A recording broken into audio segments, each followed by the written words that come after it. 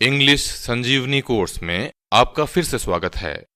4 videos की series का ये दूसरा वीडियो है और मैं आपको फिर से बताना चाहूंगा कि अगर आपने ये चारों वीडियोस एक बार भी देख लिए तो दुनिया की कोई ताकत आपको अंग्रेजी सीखने से नहीं रोक पाएगी। पिछले वीडियो में आपने सीखा था ना नीने का नियम कि अगर हिंदी में किसी क्रिया के अंत में ना, नी या ने शब्द आते हैं तो अंग्रेजी में उस क्रिया के पहले टू लगाया जाता है।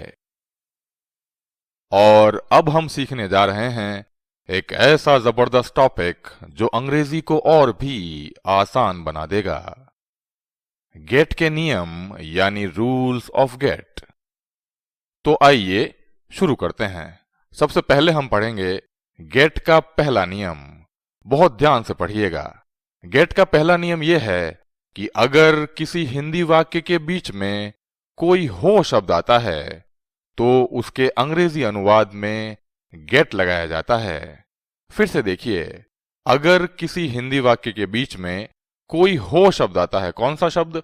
हो शब्द, तो उसके अंग्रेजी अनुवाद में गेट लगाया जाता है। क्या लगाया जाता है? गेट।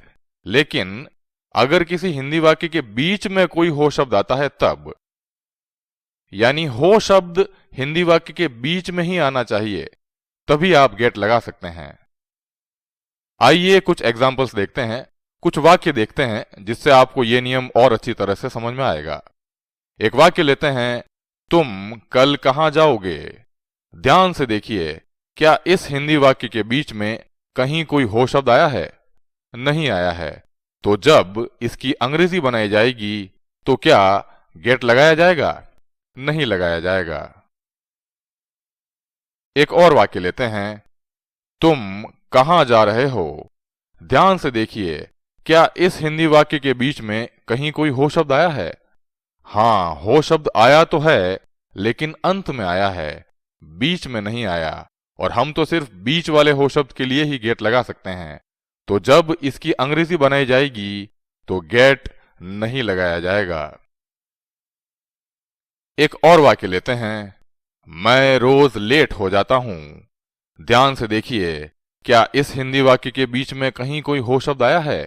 हां, हो शब्द बीच में ही आया है, मैं रोज लेट हो जाता हूं। तो जब इस वाक्य की अंग्रेजी बनाई जाएगी तो गेट जरूर लगाया जाएगा। और आप अगर ये कहें चाय ठंडी हो जाएगी, आप ये वाक्य बहुत बार सुनते रहते होंगे या कहते भी होंगे, चाय ठंडी हो जाएगी। क्या इस हिंदी वाक्य के बीच में कहीं कोई हो शब्द आया है?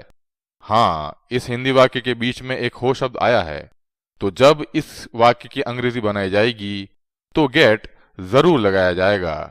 तो ये था गेट का पहला नियम कि अगर किसी हिंदी वाक्य के बीच में कोई हो शब्द आता है तो जब उसकी अंग्रेजी बनाई जाती है तो गेट जरूर लगाया जाता है।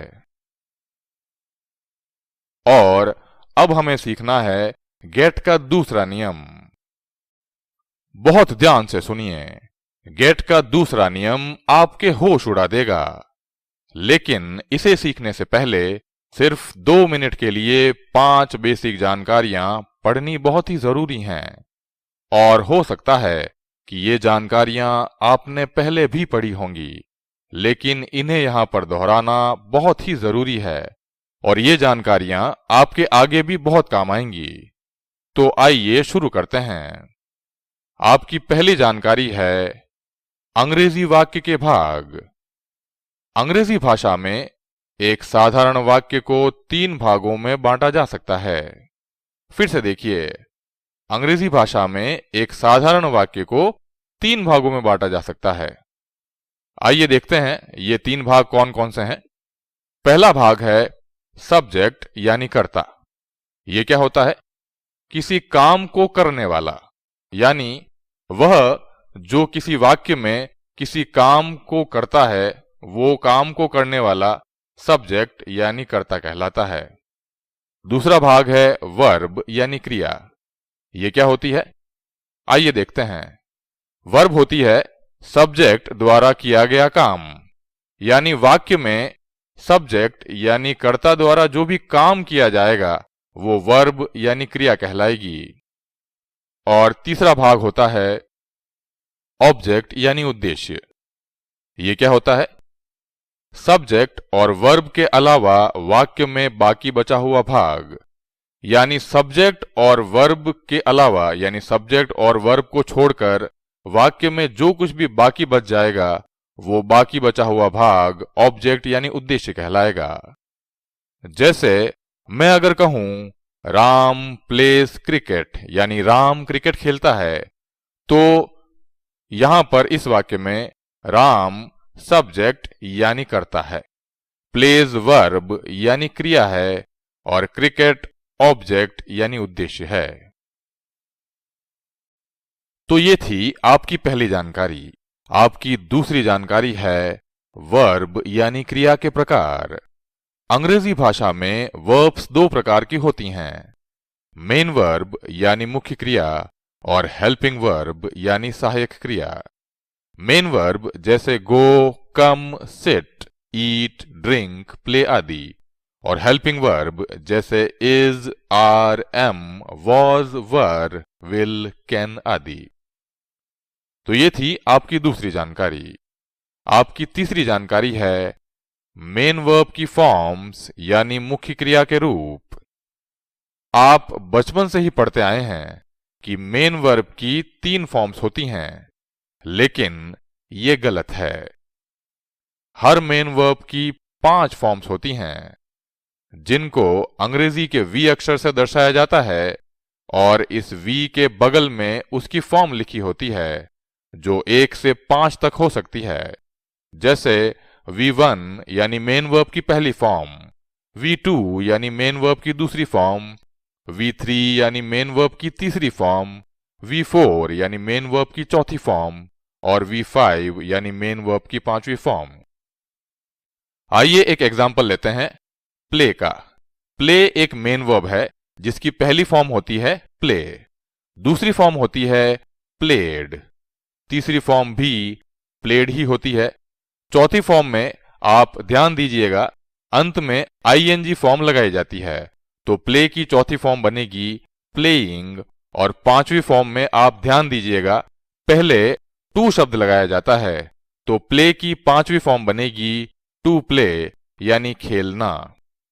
आपको याद होगा ना नीने का नियम कि अगर किसी भी क्रिया के अंत में ना, नी या ने शब्द आते हैं तो उसके अंग्रेजी अनुवाद में उस क्रिया के पहले टू लगाया जाता है।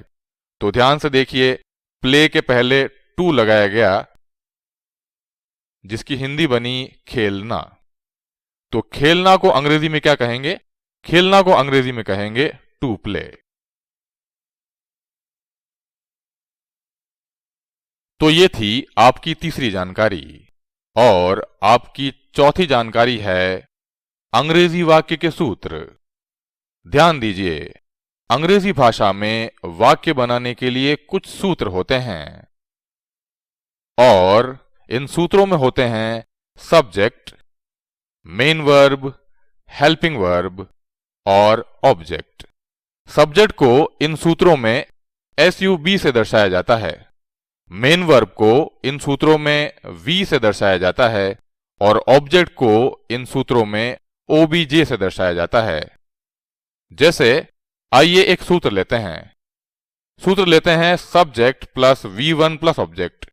ध्यान से देखिए, इस अंग्रेजी भाषा के सूत्र में यानी अंग्रेजी वाक्यों के सूत्रों में से एक सूत्र है ये। तो इस सूत्र में सबसे पहले सब्जेक्ट आया है, यानी सूत्र की शुरुआत सब्जेक्ट से हुई है। उसके बाद में V1 यानी मेन वर्ब की पहली फॉर्म आई है और फिर ऑब्जेक्ट आया है। एक और सूत्र लेते हैं subject plus is plus V4 plus object. ध्यान से देखिए, इस सूत्र की शुरुआत भी सब्जेक्ट से हुई है, लेकिन उसके बाद में एक हेल्पिंग वर्ब आई है, जबकि ध्यान से देखिए ऊपर वाले सूत्र में कोई भी हेल्पिंग वर्ब नहीं आई थी। हेल्पिंग वर्ब के बाद में एक मेन वर्ब आई है और वो भी चौथी फॉर्म V4 और अंत में ऑब्जेक्ट आया है। तो अंग्रेजी भाषा में वाक्य बनाने के लिए कुछ सूत्र होते हैं। तो ये थी आपकी चौथी जानकारी, और आपकी पांचवी यानी आपकी आखिरी जानकारी है गेट की 5 फॉर्म्स। हमने अभी गेट का पहला नियम सीखा था कि अगर किसी हिंदी वाक्य के बीच में कोई हो शब्द आता है तो जब उसकी अंग्रेजी बनाई जाती है तो गेट लगाया जाता है। और मैं अब आपको यह बताना चाहूंगा कि गेट भी एक मेन वर्ब है, तो गेट की भी 5 फॉर्म्स बनेंगी। आइए देखते हैं गेट की 5 फॉर्म्स।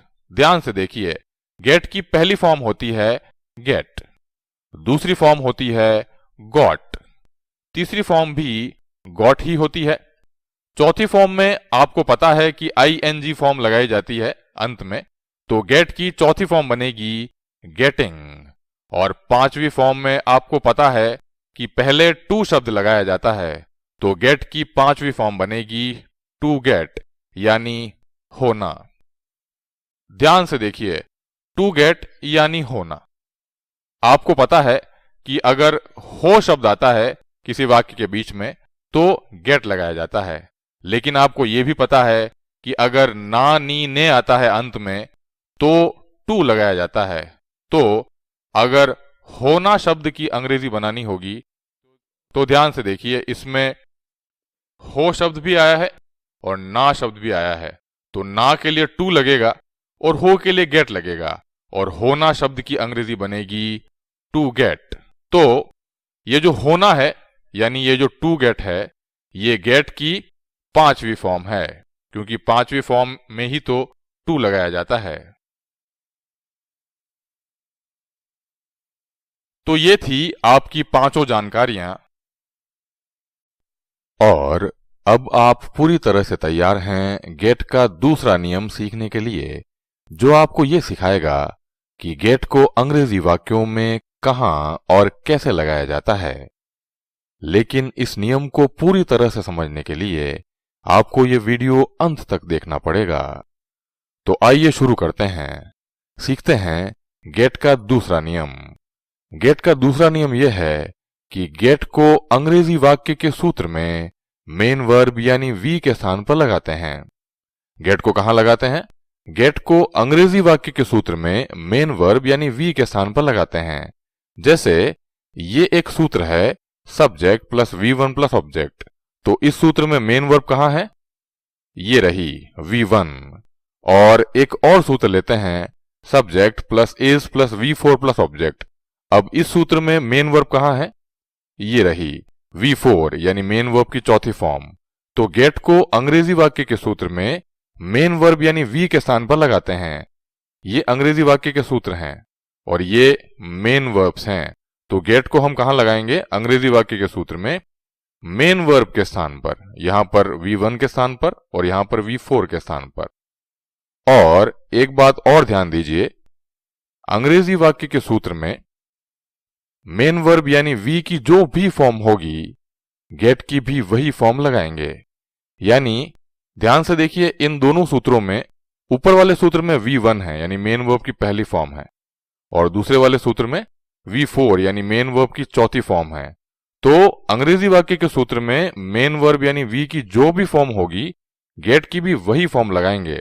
यानी आपको पता है गेट की 5 फॉर्म्स होती हैं।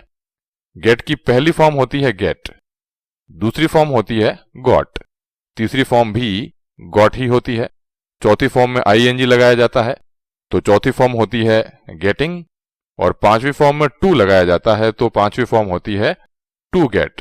तो अंग्रेजी वाक्य के सूत्र में मेन वर्ब की जो फॉर्म होगी गेट की भी वही फॉर्म लगाएंगे। जैसे इस सूत्र में V1 है, मेन वर्ब की पहली फॉर्म है, तो गेट की भी पहली फॉर्म लगाएंगे। गेट की पहली फॉर्म क्या होती है? गेट होती है। और इस सूत्र में V4 है यानी मेन वर्ब की चौथी फॉर्म है, तो गेट की भी चौथी फॉर्म ही लगाएंगे। गेट की चौथी फॉर्म क्या होती है? गेटिंग, तो क्या लगाएंगे? गेटिंग।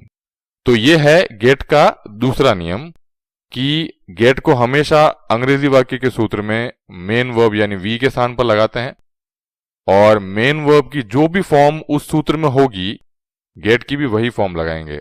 तभी पहले सूत्र में आपने गेट लगाया और दूसरे सूत्र में V4 थी तो आपने गेटिंग लगाया।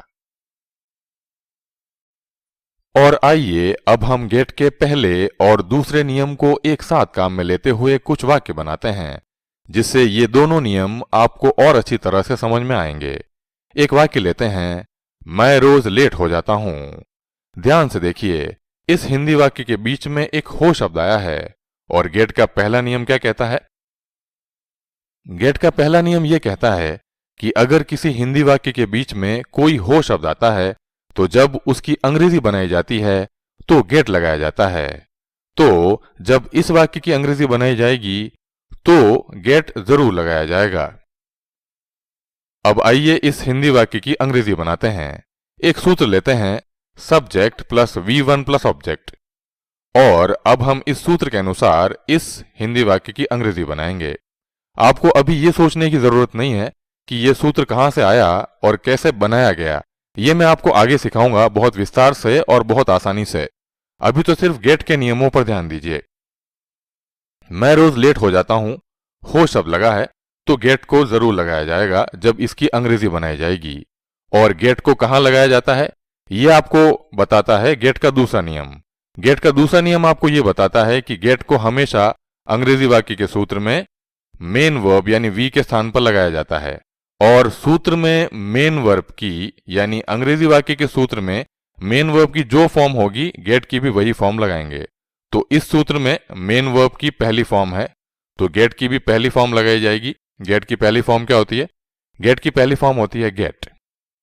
अब आइए वाक्य बनाते हैं, मैं रोज लेट हो जाता हूं, इसको इस सूत्र के अनुसार अंग्रेजी में बदलते हैं। मैं रोज लेट हो जाता हूं, मैं यानी आई, गेट को लगाना है मेन वर्ब के स्थान पर और पहली फॉर्म लगानी है क्योंकि सूत्र में पहली फॉर्म है। गेट की पहली फॉर्म होती है गेट। मैं रोज क्या हो जाता हूं? लेट।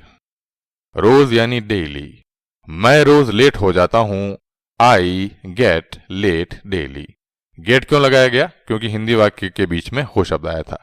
और गेट ही क्यों लगाया गया? पहली फॉर्म क्यों लगाएगी? क्योंकि सूत्र में मेन वर्ब की पहली फॉर्म थी। एक और वाक्य लेते हैं, वह आज उदास हो गया।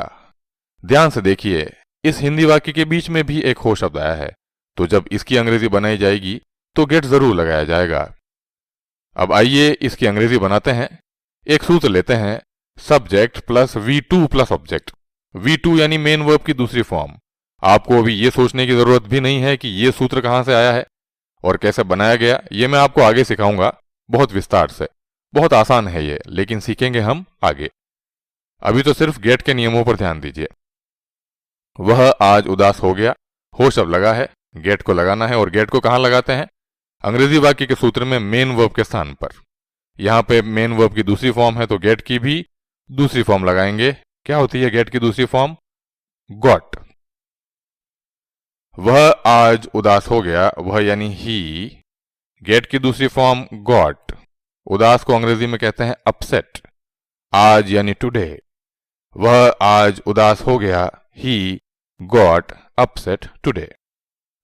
आइए एक और वाक्य लेते हैं, मैं ठीक हो चुका हूं। हो शब्द लगा है बीच में, गेट जरूर लगेगा। सूत्र है इस वाक्य का। एक सूत्र लेते हैं, देखिए, subject plus have plus V3 plus object, और अब इस सूत्र के अनुसार इस हिंदी वाक्य की अंग्रेजी बनाते हैं। हो शब्द लगा है, गेट लगाएंगे। गेट को कहां लगाते हैं? मेन वर्ब के स्थान पर। यहां पर तीसरी फॉर्म है तो गेट की भी तीसरी फॉर्म लगेगी, गॉट। मैं ठीक हो चुका हूं, मैं यानी आई हैव, गेट की तीसरी फॉर्म गॉट। क्या हो चुका हूं? ठीक। ठीक को अंग्रेजी में कहते हैं वेल। मैं ठीक हो चुका हूं, आई हैव गॉट वेल। एक और वाक्य लेते हैं, चाय ठंडी हो रही है। ये वाक्य आप बहुत बार सुनते होंगे, चाय ठंडी हो रही है। और अब आइए इस हिंदी वाक्य की अंग्रेजी बनाते हैं।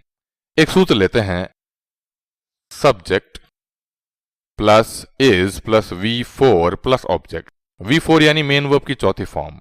गेट को कहां लगाना है? गेट को लगाना है V4 के स्थान पर। मेन वर्ब के स्थान पर लगाते हैं गेट को, और चौथी फॉर्म है इस सूत्र में तो गेट की भी चौथी फॉर्म लगेगी। गेट की चौथी फॉर्म होती है गेटिंग। चाय ठंडी हो रही है, चाय यानी टी, इज, गेट की चौथी फॉर्म गेटिंग, ठंडी यानी कोल्ड। चाय ठंडी हो रही है, tea is getting cold. तो अभी हमने गेट की पहली, दूसरी, तीसरी और चौथी फॉर्म को काम में लेते हुए कुछ वाक्य बनाए और अब हम गेट की पांचवी फॉर्म यानी टू गेट को काम में लेते हुए एक वाक्य बनाते हैं। टू गेट को हिंदी में कहते हैं होना। ध्यान से देखिए, ना लगा है तो टू तो जरूर लगेगा और हो शब्द लगता है तो गेट जरूर लगता है। तो होना को अंग्रेजी में क्या कहते हैं? To get. या फिर हम यूं कहें कि टू गेट को हिंदी में क्या कहते हैं? होना। और ये गेट की पांचवी फॉर्म है टू गेट। अब आइए एक वाक्य लेते हैं, मुझे तैयार होना है। ध्यान से देखिए, इस हिंदी वाक्य के बीच में एक हो शब्द आया है तो गेट जरूर लगेगा जब इसकी अंग्रेजी बनाई जाएगी। लेकिन ध्यान से देखिए, हो शब्द के बाद में ना शब्द भी लगा है और ना नीने के लिए तो अंग्रेजी में टू लगाते हैं और हो ना के लिए अंग्रेजी में क्या लगाएंगे? To get. मुझे तैयार होना है। सूत्र देखिए, subject plus have plus V5 plus object. V5 यानी मेन वर्ब की पांचवी फॉर्म जिसमें टू लगाया जाता है। और अब हम इस हिंदी वाक्य को इस सूत्र के अनुसार अंग्रेजी में बदलेंगे। मुझे तैयार होना है, मुझे यानी आई, हैव, हो ना लगा है तो टू लगेगा और हो लगा है तो गेट लगेगा। पांचवी फॉर्म ही तो लगानी है। पांचवी फॉर्म है गेट की टू गेट। मुझे तैयार होना है, आई हैव टू गेट। तैयार यानी रेडी। मुझे तैयार होना है, I have to get ready. तो ये थे गेट के पहले और दूसरे नियम के आधार पर बनाए गए वाक्य। गेट का पहला नियम और दूसरा नियम एक साथ काम में लेते हुए हमने कुछ वाक्य बनाए। पहला नियम यह कहता है कि अगर हो शब्द लगे किसी हिंदी वाक्य के बीच में तो आप गेट लगाइए अंग्रेजी वाक्य में। और गेट का दूसरा नियम यह कहता है कि अंग्रेजी वाक्य के सूत्र में जो भी फॉर्म हो मेन वर्ब की, गेट की भी वही फॉर्म लगाइए। तो यहां पर पांचवी फॉर्म थी तो आपने टू गेट लगाया और आपने अभी जो कुछ वाक्य बनाए पहले उसमें आपने गेट की पहली, दूसरी, तीसरी और चौथी फॉर्म को भी लगाया था। इस वीडियो में आपने सीखा गेट का पहला और दूसरा नियम। अगले वीडियो में सबसे पहले हम सीखेंगे गेट का तीसरा नियम। मैं रोज देखता हूं कि 100 में से 90 लोग इन वाक्यों में गलतियां करते हैं, लेकिन अगला वीडियो देखने के बाद आप ये गलतियां कभी नहीं करेंगे। और अगले ही वीडियो में आगे हम सीखेंगे एक ऐसा जबरदस्त नियम जो अंग्रेजी के बड़े बड़े वाक्यों को आसान बना देगा। तो अगला वीडियो जरूर देखिएगा। ध्यान दीजिए, अगर आपने ये चारों वीडियोस एक बार भी देख लिए तो दुनिया की कोई ताकत आपको अंग्रेजी सीखने से नहीं रोक पाएगी। यह वीडियो आपको कैसा लगा मुझे कमेंट्स में जरूर बताइएगा। इस वीडियो को देखने के लिए आपका बहुत बहुत धन्यवाद। Thank you. Hello guys, my name is Marcelino Murphy. I am a student in the BCA department of Mohanlal Sukhadia University. Guys, the reason I am making this video today is because a lot of my friends and the people I meet every day usually ask me how I got better at speaking English. Guys, according to me, the only way you can become better in English is through hard work and to get proper guidance. Because you may have noticed that if you are getting proper guidance, you are sure to be working hard because there are no shortcuts to becoming better at something. I will very thankfully and very respectfully tell to you that this guidance was given to me by Sangram sir. Before meeting him, I was not able to speak in front of a huge crowd. But as I met him, I told him about this problem of mine. He told me just one thing, that I have to work hard with him. We had a lot of lessons. We had a lot of classes, we had a lot of practice, and in just 1 month of classes I started to sing colors of our hard work. So guys, if you really want to improve yourself, if you really want to improve your communication and English speaking skills, I would recommend you to seek some guidance from Sangram sir. Thank you.